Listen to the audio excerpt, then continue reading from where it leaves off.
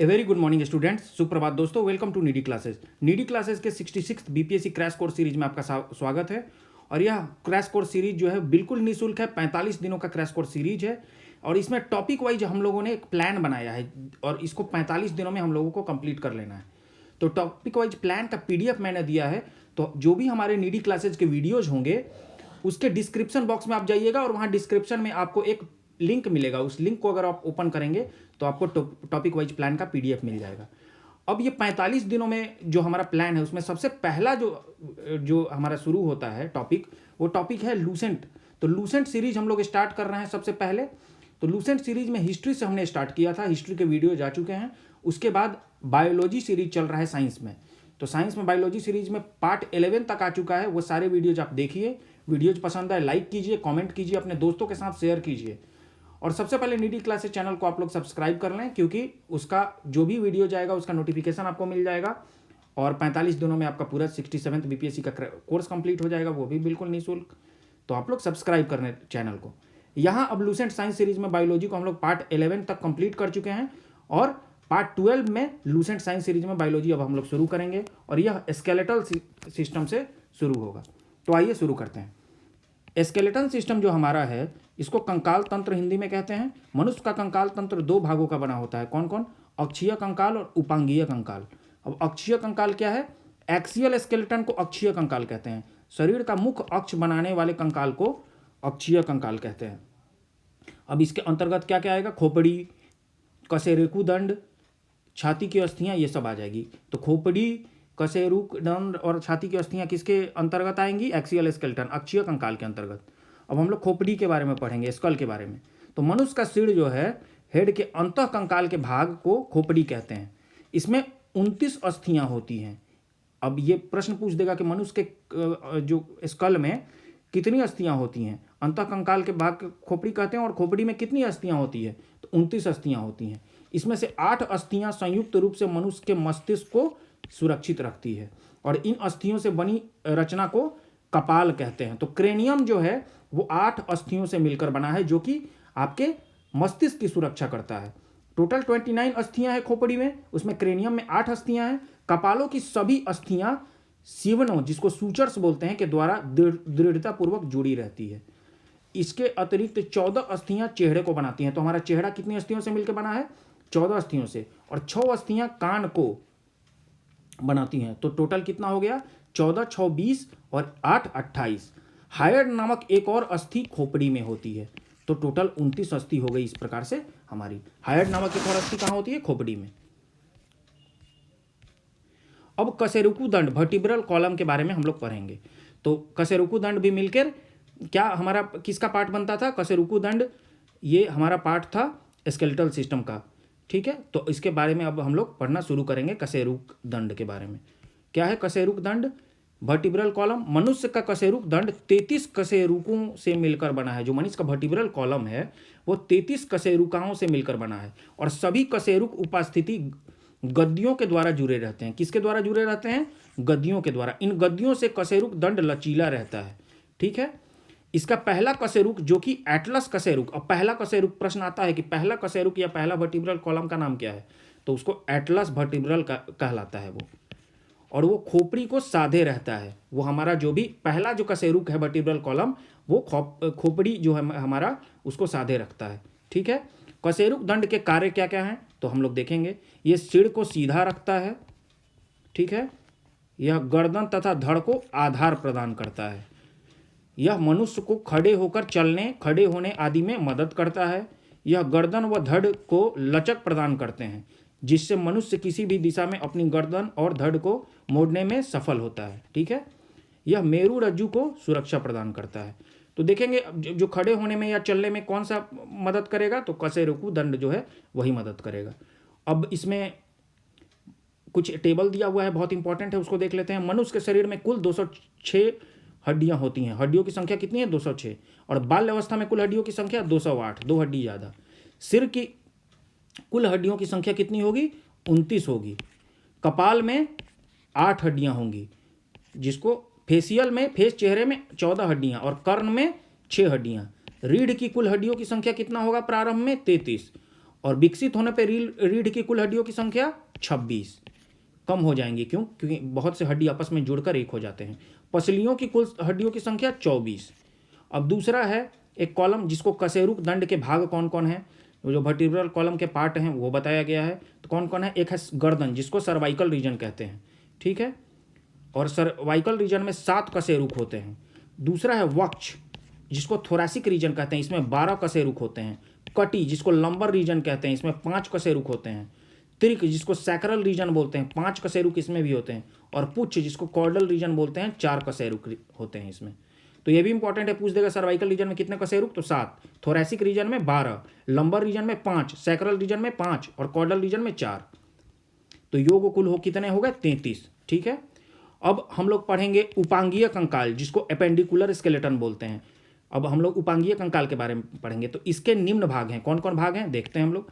सबसे पहले पाद अस्थियां, तो दोनों हाथ पैर मिलाकर 118 अस्थियां होती है। दोनों अगर हम लोग हाथ और पैर मिला दें तो हमारी कितनी अस्थियां होती हैं? 118। अब बी में क्या दिया हुआ है? मेखलाएं। मनुष्य में अग्रपाद तथा पश्चपाद को अक्षीय कंकाल पर साधने के लिए 2 चाप पाए जाते हैं जिन्हें गर्डल्स कहते हैं, मेखलाएं कहते हैं। तो मेखलाएं भी है जिसको गर्डल्स कहते हैं। अग्रपाद की मेखला को अंश मेखला तथा पश्चपाद की मेखला को श्रेणी मेखला, पेल्विक गर्डल कहते हैं। तो जो भी आपका अगला पैर है उसकी मेखला को अंश मेखला तथा पश्चपाद की मेखला को श्रेणी मेखला, पेल्विक गर्डल कहते हैं। अंश मेखला से अग्रपाद की अस्थि ह्यूमरस एवं श्रेणी मेखला से पश्चपाद की हड्डी फीमर जुड़ी होती है, ठीक है। अब हम लोग कंकाल तंत्र के कार्य देख लेंगे। क्या क्या है कंकाल तंत्र के कार्य? तो शरीर को निश्चित आकार प्रदान करना, शरीर के कोमल अंगों को सुरक्षा प्रदान करना, पेशियों को जुड़ने का आधार प्रदान करना, श्वसन एवं पोषण में सहायता प्रदान करना, लाल रक्त कणिकाओं का निर्माण करना। आरबीसी का निर्माण भी क्यों? क्योंकि जो आरबीसी जो है वो उनका निर्माण कहाँ होता है? बोन मैरो में होता है। जांघ की हड्डी फीमर शरीर की सबसे बड़ी हड्डी होती है और कान की हड्डी स्टेपिस शरीर की सबसे छोटी हड्डी होती है। इंपॉर्टेंट है, एग्जाम में पूछे जाते हैं कि सबसे बड़ी हड्डी कौन सी है, सबसे छोटी हड्डी कौन सी है, तो डायरेक्ट यहाँ से प्रश्न आ जाएंगे। मांसपेशी एवं अस्थि के जोड़ को टेंडन कहते हैं। अब कोई भी मसल जो है अगर कहीं भी आपका बोन से जुड़े, मतलब मांसपेशी अगर अस्थि से जुड़े तो वहाँ स्थान को टेंडन कहेंगे और अस्थि से अस्थि के जोड़ को लिगामेंट्स कहेंगे। अगर हड्डी हड्डी से जुड़ता है तो क्या लिगामेंट से जुड़ेगा और मांसपेशी हड्डी से जुड़ेगा तो टेंडन से जुड़ेगा। अब हम लोग पढ़ेंगे अंतःस्रावी तंत्र, इंडोक्राइन सिस्टम। उससे पहले एक टेबल है उसको हम लोग देख लेते हैं। यह टेबल काफ़ी इंपॉर्टेंट टेबल है, तो देख लेंगे। कुछ विशेष स्थानों की अस्थियों के नाम एवं संख्या, ठीक है, क्या है देखते हैं। तो सबसे पहले कर्ण, कर्ण के अस्थियों के नाम क्या है? तो कर्ण की जो अस्थियां हैं वो मैलियस, इंकस और स्टेपिस। तो मैलियस 2, इंकस 2 और स्टेपिस 2। ऊपरी बाहु जो है हमारा वहाँ ह्यूमरस और इसकी संख्या 2। अग्र बाहु जो है इसको रेडियो अल्ना कहते हैं, इसकी भी संख्या 2 होता है। जो कलाई है वो कार्पल्स कहलाता है और इसमें 16 हड्डी होगा। हथेली जो है हमारा वो मेटाकार्पल्स कहलाता है और उसमें 10 हड्डियाँ होती हैं। अंगुलियाँ जो है उसमें को फैलेंज बोलते हैं और उसमें 28 हड्डियाँ होती हैं। जांघ जो है वो फीमर कहलाता है और 2 फीमर है। पिंडली जो है वो टिबियो और फिबुला कहलाता है, वो 4 है उसकी संख्या। घुटना जो है वो पटेला कहलाता है, उसकी संख्या 2 है। टखना जो है टॉर्सल कहलाता है, संख्या 14 है। और जो तलवा है ये मेटाटॉर्सल्स कहलाता है, इसकी संख्या 10 है। तो हम लोगों ने इस प्रकार से इस टेबल को भी देख लिया। अब आगे हम लोग पढ़ेंगे इंडोक्राइन सिस्टम, अंतःस्रावी तंत्र। और ये तो बहिस्रावी ग्रंथियां हम लोग पढ़ते हैं पहले, एक्सोक्राइन ग्लैंड्स। तो यह नलिका युक्त बने डक्ट ग्लैंड्स होती हैं। एक्सोक्राइन ग्लैंड्स कैसी होती हैं? तो एक्सोक्राइन ग्लैंड्स जो होती हैं, एक्सोक्राइन ग्लैंड्स, यह डक्ट ग्लैंड्स होती हैं, नलिका युक्त। इनसे इंजाइम का स्राव होता है। तो इंजाइम जो है वो डक्ट से स्राव होता है, जैसे दुग्ध ग्रंथि जो आपका मेमरी ग्लैंड्स है, स्वेद ग्रंथि, अश्रु ग्रंथि, श्लेष्म ग्रंथि, लार ग्रंथि, ये सब क्या है? एक्सोक्राइन ग्लैंड्स है, नलिका युक्त है, ये डक्ट ग्लैंड्स है। उसके बाद इंडोक्राइन ग्लैंड अब हम लोग देखेंगे, जो अंतःस्रावी ग्रंथि। तो एक्सोक्राइन देख लिए, ये डक्ट से होगा, और इंडोक्राइन या नालिका विहीन डक्टलेस होगा। इससे हार्मोन्स का स्राव होता है, तो इससे हार्मोन्स का स्राव होगा। और एक्सोक्राइन ग्लैंड से किसका स्राव होता था? तो इससे एंजाइम का स्राव होता था। तो आप लोग को समझ में आएगा कि एक्सोक्राइन से एंजाइम का और इंडोक्राइन से हार्मोन का स्राव होगा। यह हार्मोन रक्त प्लाज्मा के द्वारा शरीर के विभिन्न भागों में पहुंचाया जाता है। अब क्या होगा, रक्त में का मेन कंपोनेंट क्या है, प्लाज्मा है, तो डायरेक्ट रक्त में ही ये हार्मोन्स जो है वो रिलीज कर दिया जाएगा। विभिन्न जो आपका हार्मोन रिलीज करने वाले जो भी ऑर्गेन्स हैं उनके द्वारा या ग्लैंड्स के द्वारा, और वो फिर जहाँ जहाँ उनको पहुँचाना होगा उसके द्वारा, रक्त के द्वारा पहुँचा दिया जाएगा। तो अब कौन कौन जैसे ग्रंथि है, जैसे पीयूष ग्रंथि हो गया, ऑटू ग्रंथि थायराइड ग्लैंड हो गया, पारा ऑटू पाराथायरॉयड ग्लैंड, ये सब इंडोक्राइन ग्लैंड है। मुख्य अंतःस्रावी ग्रंथि जो है, जो मेन इंडोक्राइन ग्लैंड, उनसे उत्पन्न हार्मोन के कार्य एवं प्रभाव। तो सबसे पहले जो मुख्य है अंतःस्राव इंडोक्राइन ग्लैंड्स, उसके बारे में हम लोग पढ़ेंगे। तो पीयूष ग्रंथि, जिसको हम लोग पिट्यूटरी ग्लैंड बोलते हैं, यह कपाल की स्फेनॉइड हड्डी में, जो कपाल है अपना, उसके स्फेनॉइड हड्डी में एक गड्ढे में स्थित होती है और इसको सेल टर्सिका कहते हैं। क्या कहते हैं, सेल टर्सिका। इसका भार लगभग 0.6 ग्राम होता है। इसे मास्टर ग्रंथि के रूप में भी जाना जाता है। अब पीयूष ग्रंथि से निकलने वाले हार्मोन, इनके कार्य, जो पिट्यूटरी ग्लैंड से निकलते हैं हार्मोन, उनके कार्य हम लोग देख लेंगे। तो उससे एक एसटीएच हार्मोन निकलता है, सोमैटोट्रॉपिक हार्मोन जिसको बोलते हैं, एसटीएच, सोमैटोट्रॉपिक हार्मोन। सोमैटो, एस से सोमैटो, टी से ट्रॉपिक और एच से हार्मोन। यह शरीर की वृद्धि, विशेषतया हड्डियों की वृद्धि का नियंत्रण करती है। एसटीएच की अधिकता से भीमकायत्व, गाइगेंटिज्म अथवा एक्रोमेगाली विकार उत्पन्न हो जाते हैं। अगर एसटीएच बहुत ज़्यादा हो गया तो क्या हो गया, शरीर गाइगेंटिक हो जाएगा, बहुत ज़्यादा हड्डियों की वृद्धि होगी और बहुत ज़्यादा भीमकाय शरीर हो जाएगा, जिसमें मनुष्य की लंबाई सामान्य से बहुत अधिक बढ़ जाएगी। और एसटीएच की कमी से मनुष्य में ड्वार्फिज्म, बौनापन आ जाएगा। अब एक टीएसएच हार्मोन है, बहुत इंपॉर्टेंट है ये भी। एसटीएच के बाद टीएसएच, जिसको थायराइड स्टिमुलेटिंग हार्मोन बोलते हैं। यह थायराइड ग्रंथि को हार्मोन स्रावित करने के लिए प्रेरित करता है। अब हम लोग जानते हैं कि पिट्यूटरी जो पीयूष ग्रंथि है वो मास्टर ग्लैंड है और वो दूसरे जितने भी ग्लैंड्स हैं उनको कंट्रोल करता है। तो जब टीएसएच हार्मोन इसके द्वारा रिलीज किया जाता है तो वो क्या करेगा, थायराइड ग्लैंड को स्टिमुलेट करेगा, थायराइड ग्लैंड को बोलेगा कि आप थायराइड सिक्रीट करें। अब एक है एसीटीएच हार्मोन, जिसको एड्रीनो कॉर्टिकोट्रॉपिक हार्मोन बोलते हैं, एड्रीनो कॉर्टिकोट्रॉपिक हार्मोन, जिससे एड्रीनल कॉर्टेक्स के स्राव को नियंत्रित करता है ये। अब एक है जीटीएच हार्मोन, ये गोनाडोट्रॉपिक हार्मोन। तो एड्रीनो कॉर्टिकोट्रॉपिक हार्मोन था, ये एड्रीनल कॉर्टेक्स के स्राव को नियंत्रित करता था। वैसे ही एक जीटीएच हार्मोन है, ये गोनाडोट्रॉपिक हार्मोन, यह जनन अंगों के कार्यों का नियंत्रण करता है। तो कौन कौन से हार्मोन है एक बार फिर से देखते हैं पीयूष ग्रंथि के द्वारा, STH hormone, TSH hormone, ACTH hormone और जीटीएच हार्मोन। अब जीटीएच हार्मोन भी आपका 2 प्रकार का होगा, एक एफएसएच हार्मोन और एक एलएच हार्मोन। एफएसएच को बोलते हैं फॉलिकल स्टिमुलेटिंग हार्मोन। यह वृषण की शुक्र जनन नलिकाओं में शुक्राणु जनन में सहायता करता है। ठीक है, तो ये स्पर्म बनाने में मदद करेगा, फॉलिकल स्टिमुलेटिंग हार्मोन। और यह अंडाशय में फॉलिकल की वृद्धि में मदद करता है, ओवेरी में भी फॉलिकल्स बनाने में यह मदद करेगा। एलएच हार्मोन जो है ल्यूटिनिजिंग हार्मोन जिसको बोलते हैं, अंतराल कोशिका उत्तेजक हार्मोन। नर में इसके अभाव से अंतराली कोशिकाओं में टेस्टोस्टेरोन हार्मोन एवं मादा में एस्ट्रोजन हार्मोन स्रावित होता है। ठीक है, तो इसके अभाव से क्या होगा, अंतराली कोशिकाओं में टेस्टोस्टेरोन हार्मोन और मादा में एस्ट्रोजन हार्मोन स्रावित होता है। ये एक अंतराल कोशिका उत्तेजक हार्मोन है। अब एलटीएच हार्मोन क्या है, तो एलटीएच हार्मोन हम लोग देखेंगे, जीटीएच हार्मोन भी सिक्रीट किया गया। अब एक 5वां जो है वो एलटीएच हार्मोन भी सिक्रीट किया जाता है पीयूष ग्रंथि के द्वारा। यह दुग्धजनक हार्मोन है और लैक्टोजेनिक हार्मोन है। इसका मुख्य कार्य है शिशु के लिए स्तनों में दुग्ध स्राव उत्पन्न करना।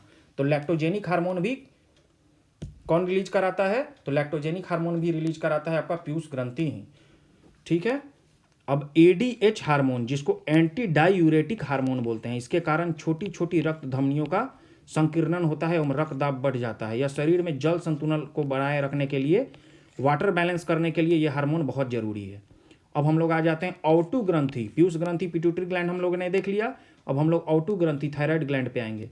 यह मनुष्य के गले में श्वास नलियां, ट्रैकिया के दोनों ओर लैरिंग्स के नीचे, लैरिंग्स क्या है अपना जो वॉइस बॉक्स है उसके नीचे स्थित रहता है थायराइड ग्लैंड।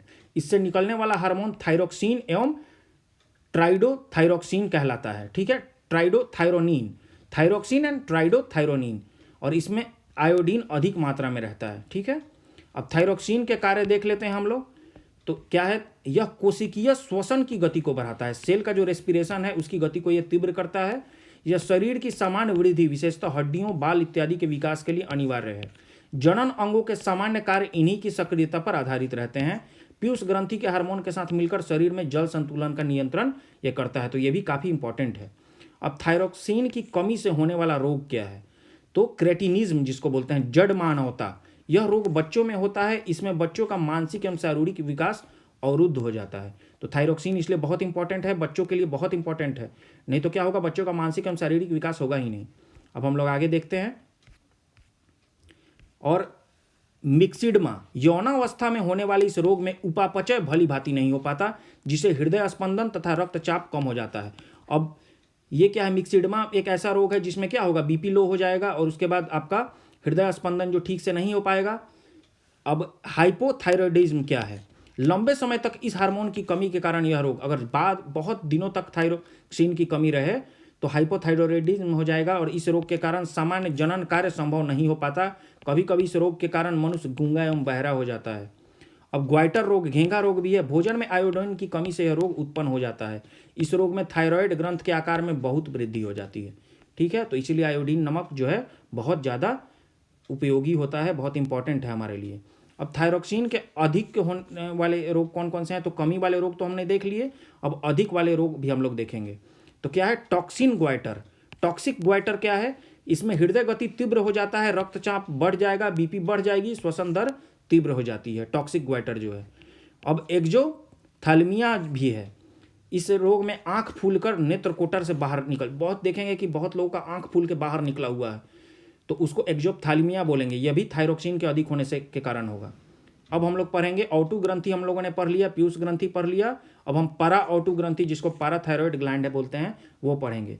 यह गला में ऑटू ग्रंथि थायरॉयड ग्लैंड के ठीक पीछे स्थित होता है और इससे दो हार्मोन स्रावित होते हैं।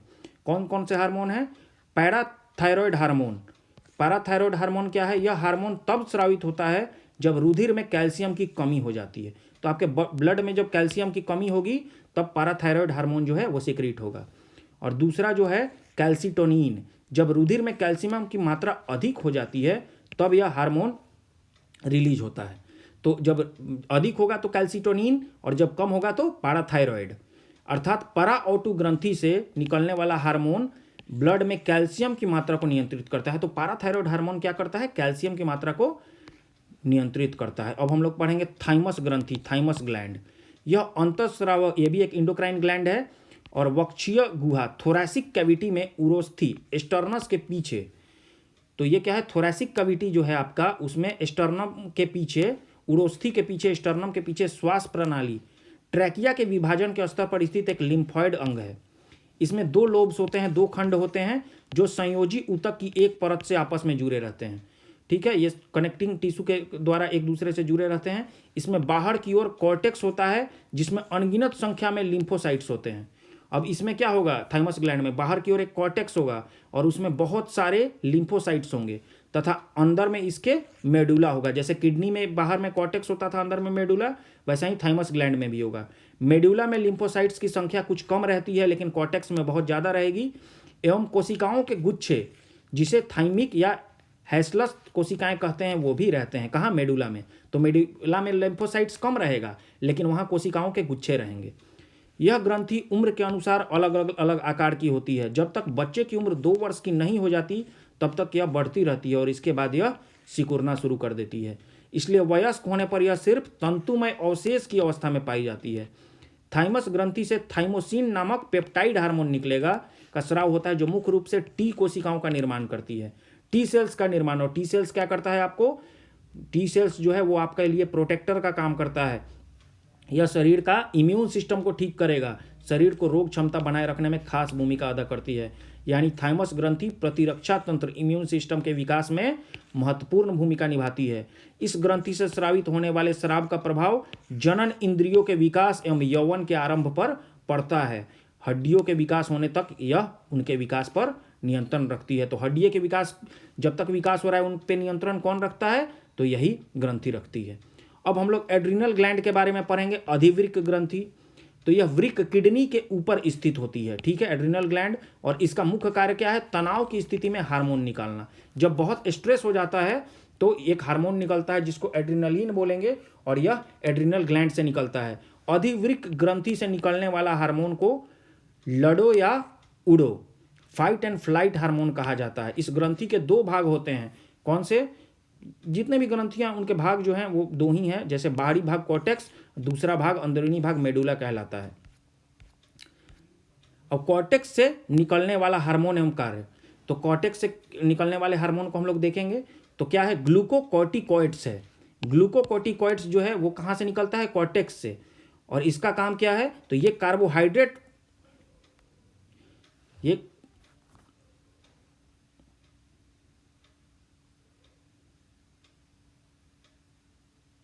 माफ कीजिएगा, सिस्टम टेक्निकल कुछ फॉल्ट आ गया।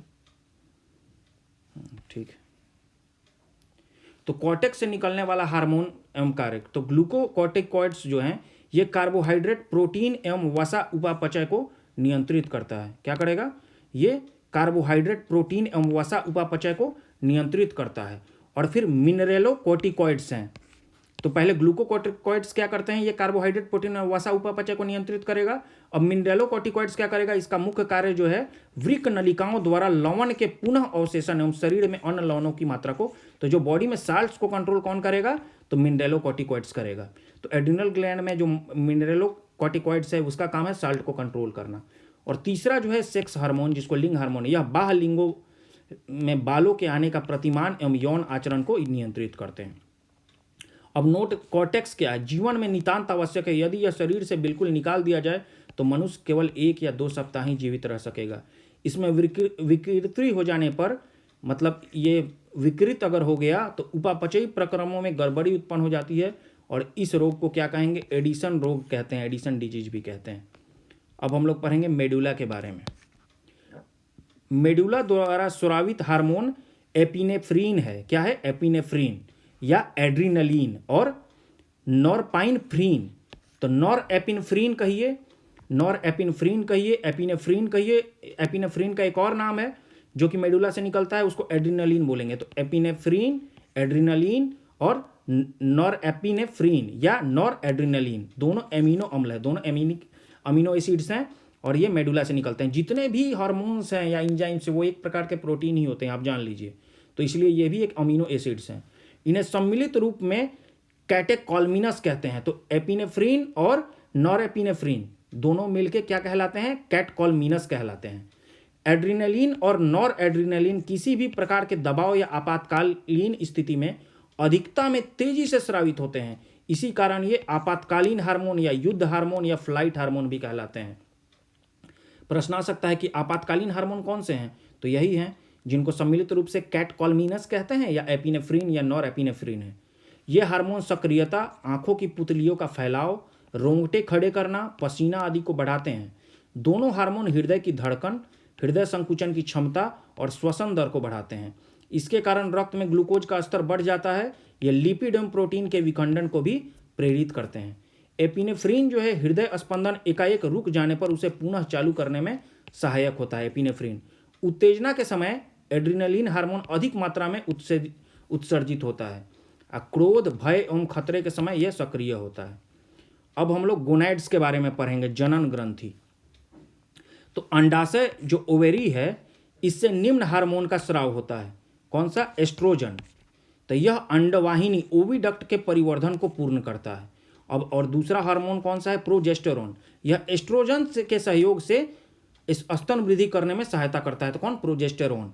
अब एक है हार्मोन रिलैक्सिन। गर्भावस्था में यह अंडाशय, गर्भाशय व अपड़ा में उपस्थित रहता है।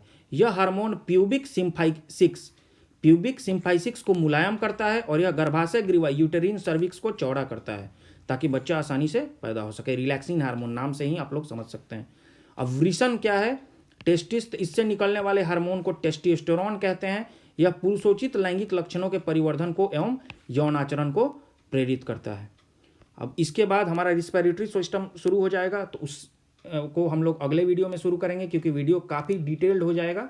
इस जानबूझ के बायोलॉजी को हम लोग छोटे छोटे वीडियो में तोड़कर पढ़ रहे हैं, ताकि एक एक पॉइंट्स को हम लोग अच्छे से पढ़ पाएँ। एक एक पॉइंट बहुत डिटेल्ड है, और अगर डिटेल्ड प्रश्न आया तो कहीं से भी प्रश्न आ सकता है वन लाइनर के फॉर्म में।